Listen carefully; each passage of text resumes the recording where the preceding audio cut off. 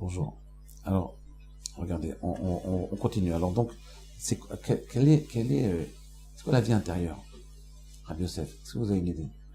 Comment se connecter à sa vie intérieure?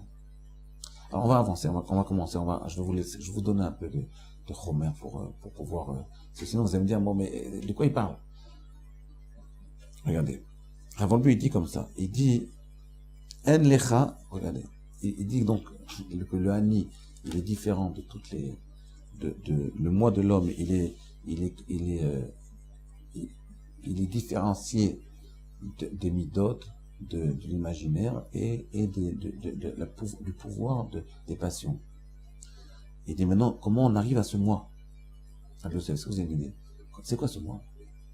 Je veux vous dire, si vous ne travaillez pas sur le moi, si vous n'avez pas de conscience qu'il y a une vie intérieure en l'homme, si vous ne créez pas votre vie intérieure, Yosef, tout ce que vous faites, vous aurez un salaire dessus. Vous faites des mitzvot, vous étudiez la Torah. Mais cette étude de Torah, ces midot que vous travaillez, ce chesed que vous faites, il est déconnecté de vous. Vous êtes un acteur de cinéma. Vous êtes Gérard Depardieu. Mais vous n'êtes pas vous-même. Et si vous n'êtes pas vous-même, quelque part, vous ne rebondirez jamais.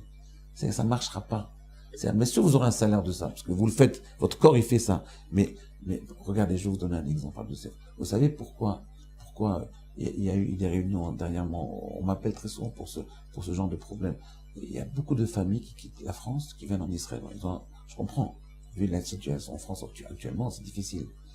Et ils ont remarqué qu'il y a, je ne veux pas dire les pourcentages, je ne veux pas vous angoisser, mais il y a énormément d'enfants de Français qui sont devenus religieux les Français qui sont devenus religieux dans les synagogues en France. Quand ils arrivent ici, un très grand pourcentage, plus que la moitié des enfants, ils quittent la Torah. Pourquoi? Vous avez une idée de ça? Vous savez pourquoi? Je veux dire parce que la tchouva que la plupart des Français, que nous tous on a fait, c'est une tchouva qui n'est pas vraie. C'est une tchouva qui n'est pas pnimite. Elle est vraie. C'est une vraie tchouva. Mais elle n'est pas pnimite, elle est trop superficielle. Elle n'est pas connectée avec l'intériorité.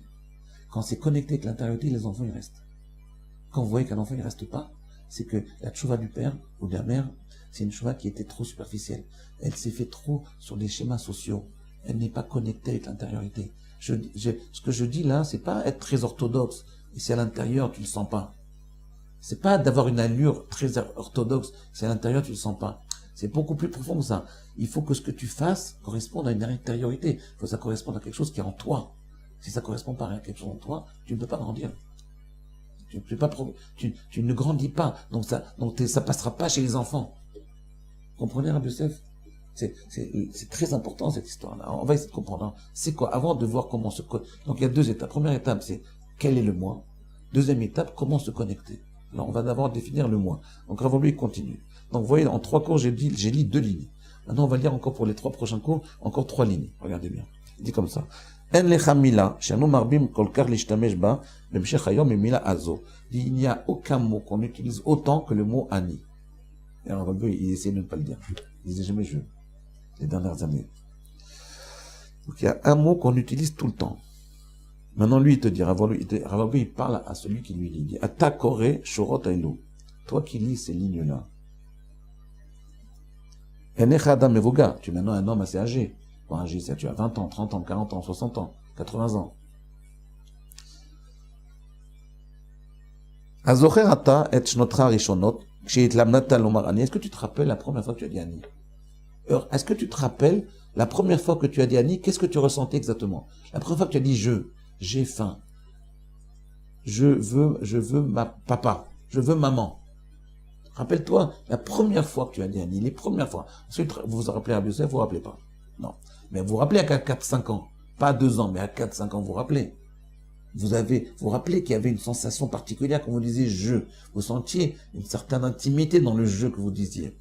Alors avant lui, il dit un truc incroyable. Il dit, Esrerna maergashta az beomrechani. Essaie de te rappeler qu'est-ce que tu ressentais quand tu disais Ani à l'époque. Ou ma tamargish ayom beotamila. Et essaie de te rappeler qu'est-ce que tu ressens aujourd'hui quand tu dis le mot je. Il dit, Adavar mafli. La chose est exceptionnelle, extraordinaire. La chose est extraordinaire. Il dit, Ad kamma she adam mishtane. Bien que l'homme il change. mitpateach, il grandit, mitrachev, il s'élargit, l'en shiur sans limite, atziltzul apnimi shel milat ani, eno mishtane klal. La sensation profonde au moment où on dit le mot ani, cette sensation, elle reste identique. La sensation du moi qu'on a à 2 ans, ou à 20 ans, ou à 60 ans, elle est exactement la même, elle ne change pas. Voilà, c'est ça le moi. C'est évident, vous n'avez rien compris de ce que je raconte. On va essayer de réfléchir. Écoutez, on va réfléchir ensemble. Qu'est-ce que ça veut dire? Si vous ne rentrez pas dans mon jeu, vous ne pourrez pas comprendre. Ça veut dire qu'en fait, c'est-à-dire qu'en fait, lui, ce qu'il veut dire, j'ai mis beaucoup de temps à comprendre ça, Youssef. Qu'est-ce que vous en pensez, vous?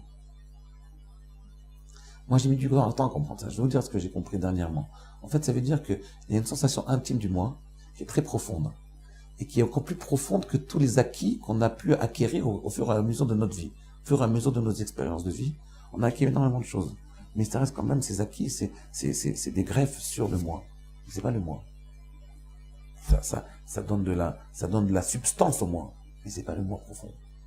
Le moi profond, c'est une intimité très profonde qui est unique. C'est pour ça que c'est difficile de parler du moi. Pourquoi la plupart des ramans ne parlent pas de ça? Parce que c'est personnel, c'est intime, c'est une sensation intime. Il n'y a que Rav Wolbe qui parlait de ça. Moi, j'arrive un peu à en parler parce que j'ai appris de lui pendant 25 ans. Mais en réalité, Rav Yosef, en réalité, c'est très dur de parler de son intimité. Parce que mon intimité et la vôtre, elle est très différente. Elle est intime. Elle est par essence différente de la vôtre.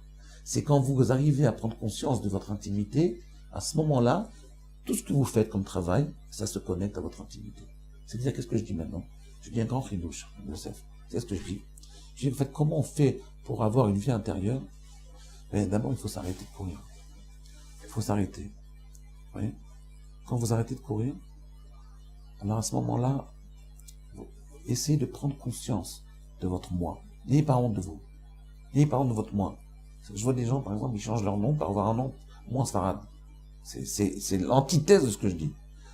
La notion de portable, c'est un moyen exceptionnel pour nous déconnecter de notre intériorité, pour nous empêcher de nous connecter avec notre intériorité.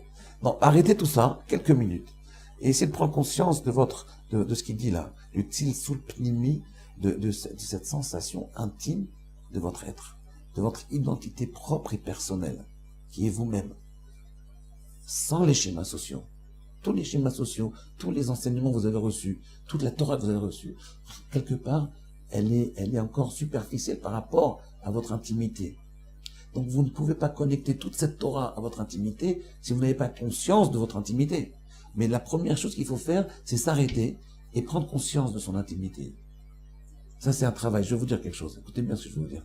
Rav Yosef, les jeunes de 18 ans, ils ne peuvent pas vivre ça. Ils ne peuvent pas comprendre ce que je dis. Pourtant, j'enseigne essentiellement cet enseignement-là aux jeunes de 18 ans. Pourquoi? Parce que, comme ils ne peuvent pas comprendre, pourquoi ils ne peuvent pas comprendre? Parce qu'ils n'ont jamais vécu, ils n'ont pas une expérience de leur moi. Ils n'ont pas d'expérience de leur moi intérieur. Personne ne leur a parlé de ça. Ils ne savent même pas de quoi il s'agit. Mais quand je leur en parle, alors qu'ils ne savent pas de quoi il s'agit, vous voyez, je l'ai fait par exemple à Kol Torah devant des brahms que je connais pas très bien, je les connais depuis 6 mois. Vous savez ce qu'ils m'ont dit? Ils m'ont dit, Rav, on n'a rien compris, mais on aimerait vous continuer à parler de ça. C'est suspect, non?